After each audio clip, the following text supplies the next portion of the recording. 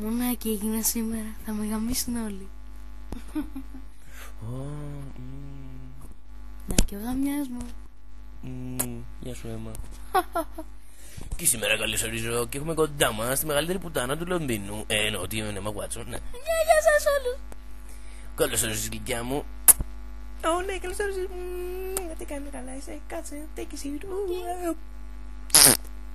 Συγγνώμη. Δεν πειράζει, εδώ έχω το πρώτο περιοδικό σου. Ναι, είναι λίγο ξεμπαρκόλα, τέλος πάντων. Ναι, και εδώ έχω το δεύτερο. Λάθος make-up.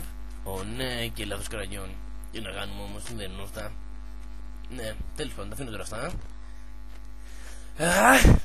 Ναι, νάτι, είναι πουτάνα. Ναι, εκεί η τρομπόνη και την έπιασα πίσω. Ναι.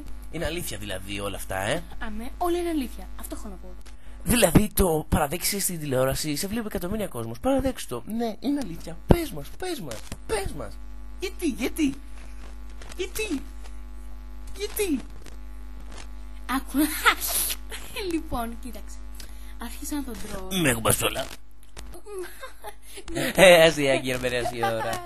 Λοιπόν, άκου. Τι είπε. Λοιπόν, άκου. Άρχισα να τον τρώω από τα 14 μου. Ξέρεις, μου αρέσει αυτό. Βασικά μου κάνει την κολάρα.